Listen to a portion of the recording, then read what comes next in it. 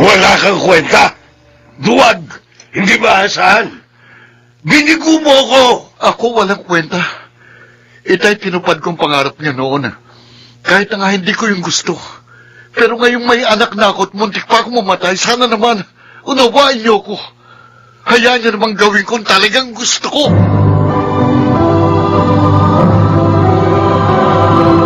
Handog ng DZRH ang dula sa kanyang panahon.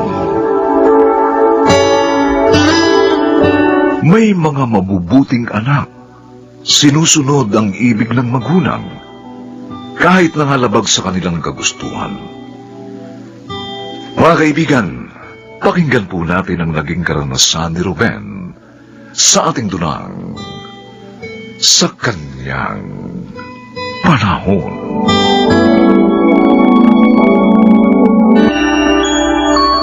Paging Dr. Rosario, please proceed.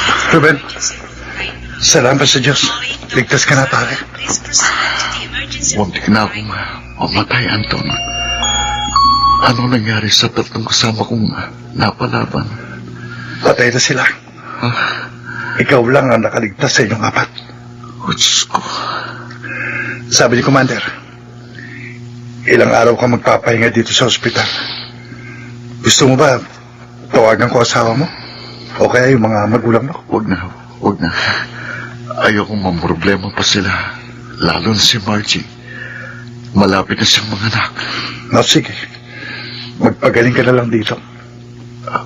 Anton, kapag malakas-lakas na ako, uuwi na ako sa amin. Mag-resign na ako sa pagkasundalo. Ano? Sigurado ka bang yan ang gusto mong gawin? Oo.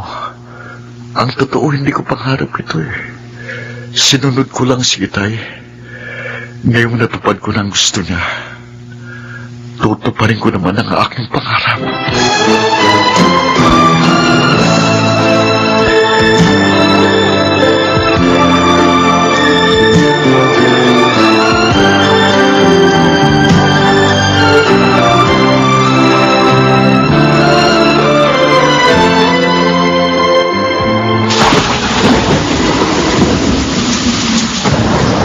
Nelda, samahan mo na si Margie sa evacuation center. Ako na ang bahala dito sa bahay. Oh, pero sumunod ka doon, ha? Huwag kang paiwan dito at mahirap na. Ako ano mangyari sa iyo? Oo, susunod ako. Alam ko namang mas malakas ang bagyong to eh. Si Margie ang alalayan mo. Dapat mo siyang maialis na dito habang hindi pa baha. Alalahanin mo, kabuhanan na niya. Alam ko. Ayoko rin naman dito siya abutin ng panganganak eh. Wala pa naman dito ang anak nating si Ruben. Alam mo, minsan naiisip ko, dapat hindi na lamang nagsundalo ang nag-iisa nating anak. Huwag mong sabihin yan. Natutuwa nga ako tinupad ng ating anak. Ang pangarap ko noong araw.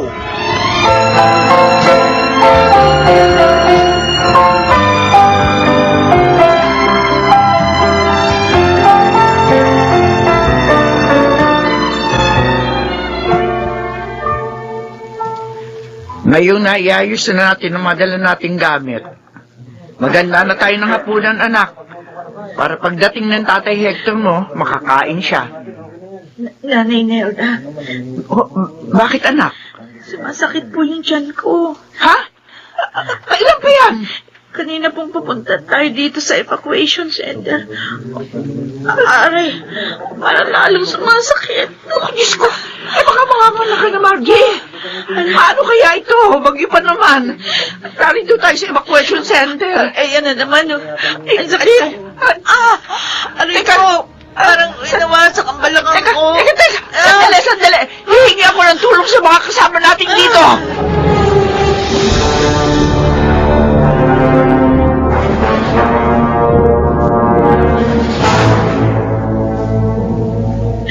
Kumusta ka na, Margie? Ito, nakapanganak rin kahit bumabagyo. Pinawagan ako ni Nanay Nelda kaya nalaman ko nangyari sa'yo. Ate Delia, Oh, bakit ka umiiyak? naawa ako sa sarili ko. Nanganak ako ng bumabagyo. At wala ang asawa ko. Ano ka ba? Magpasalamat ka pa rin sa Diyos. Dahil may doktor na nagpaanak sa'yo, kaya nakaligtas ka sa panganib na yun. Pati ng anak mo. Ang hirap pala ng ganitong kalagayan. O, tama na, tama na. Huwag ka nang umiyak. Baka mabinat ka. Alam na ba to ng asawa mo? Yun na nga, hindi pa. Ha? Dahil hindi ko matawagan yung cellphone niya. Eh, bakit kaya?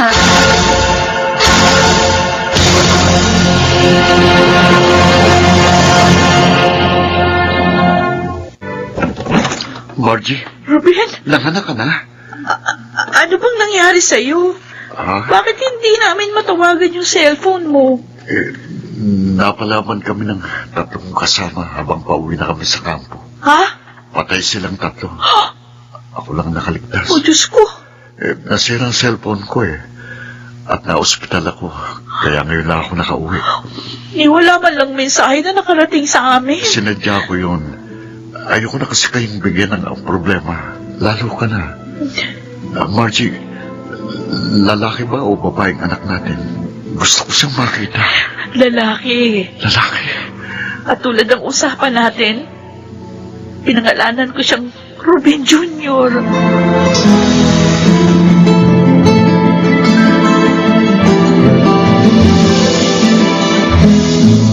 Ano? Bakit mo ginawa yun, Ruben? Hindi ka man lang nagsabi sa akin. Itay, muntik na po akong mamatay. At ayokong maulit pa yun. Kawawa naman ang mag-ina ko. Kaya umalis na ako sa serbisyo. Wala kang kwenta. Duwag, hindi maasahan. Binigo mo ko. Ako walang kwenta. Itay, tinupad kong pangarap niyo noon. Kahit nga hindi ko yung gusto. Pero ngayong may anak na ako at muntik pa akong mamatay. Sana naman, unawain niyo ko. Hayaan niyo naman gawin kung talagang gusto ko. Matigas ang ulo mo. Umalis ka na rito. Itay, Magsarili na kayo!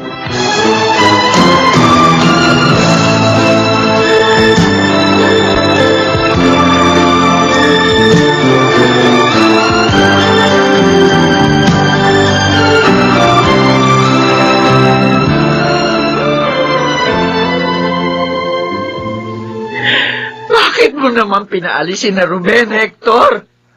Hindi ka na naawa sa kanila. Matigas ang ulo niya. Bagay lang sa kanya yon. Ayoko sa anak na suwail. Sinunod ka naman niya. Pinagbigyan. Pero hindi na niya kaya. Bakit ba hindi mo matanggap yun? Tama na. Dahil ba doon, itatakwil mo na siya?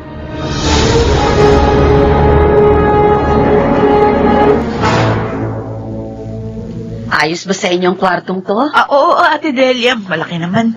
Salamat, ha? salamat sa tulong, ate. Okay lang yon. Bunsong kapatid ko si Margie, kaya tama lang natulungan ko siya. Isa pa, may parte naman siya dito sa lupa ng mga magulang namin. Pero sa ngayon, dito muna kayo, habang hindi pa naipagagawa ang magiging bahay nyo. Oo. Mabuti na rin ang paglipat nyo, dahil dito hindi kayo babahain. Mahirap yung tuwing bagyo, binabaha kayo. May baby pa naman kayo. Salamat talaga, Ate. Oh, Ruben, Ate, anong balak mo ngayong wala ka na sa pagkasundalo? mag-a-apply ako ng trabaho. Licensed teacher naman ako Gusto kong gamitin yon. Ay, oo nga. Tama. Yun ang gawin mo. Bakit napabuntong hininga ka? Sana lang dumating ang panahon na mawala ng galit sa akin ni Itay. Para mangyari yon, ipanalangin nyo. Maging ang kinabukasan ninyo dito.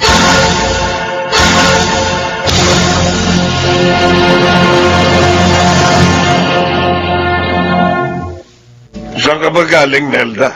Ba't ngayon ka lang? Dinalaw ko si Ruben. Isa ka pang matigas ang ulo Pinagbawalan na kitang puntahan sila. Sinuway mo pa rin ako. Sabik na ako sa ating anak at apo, Hector. At isa pa, wala ka naman talaga sa katwiran. Bakit ba hindi mo matanggap yon? Tumigil ka. May pamilya na ang ating anak. May sariling buhay. Hindi tamang hanapin mo sa kanya ang iyong sarili. Nelda, Isa ng teacher ang ating anak, Hector. Nagtuturo siya sa paaralang malapit sa kanilang lugar. Tanggapin mo na hindi talaga para sa pagsusundalo-laan ang ating anak.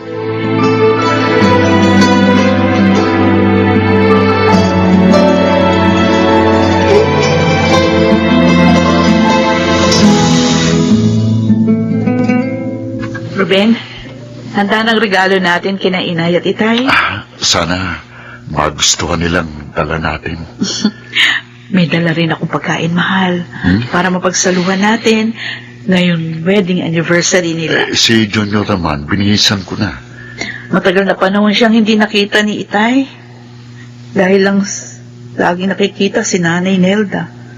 Siya kasi yung laging dumadalaw dito. Sana, Margie, wala nang galit sa akin ng tatay ko. Sana nauunawaan na niya ako ngayon.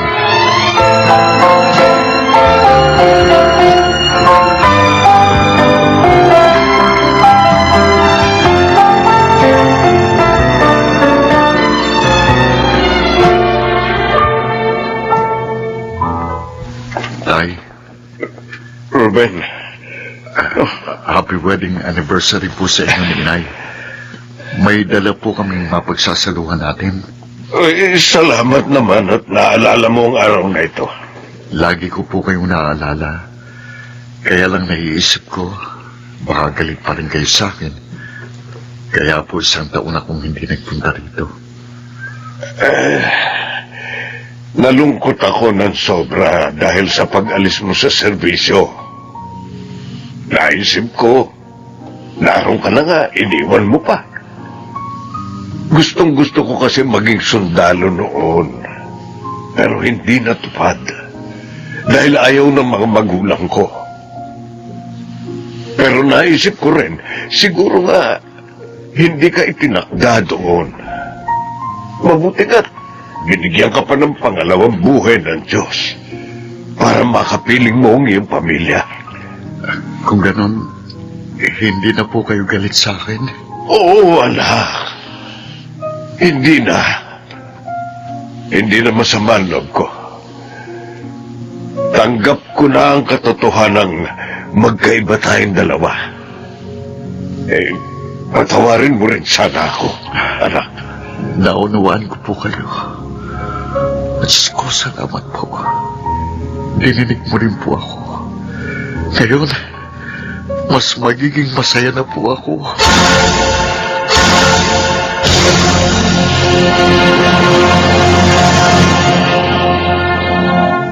Magkakaiba ang anak at magulang.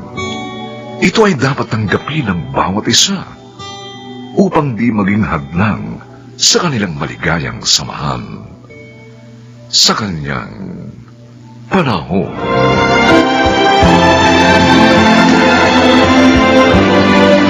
Mga nagsiganap: Phil Cruz, Susan Robles, Lionel Benjamin, Jenaline de la Cruz, Bobby Cruz, at Rosana Villegas. Special Sound Effects, Jerry Mutia. Technical Supervision, Bong Muyar at Eric Luceno. Musical Scoring, Buboy Salonga. Ang kasaysayang ito'y mula sa panulat ni Telma Corporal Alcantara. At sa pinagsamang direksyon ng inyong lingkod, June Martin Legaspi at Bobby Cruz. Sa kanyang panahon.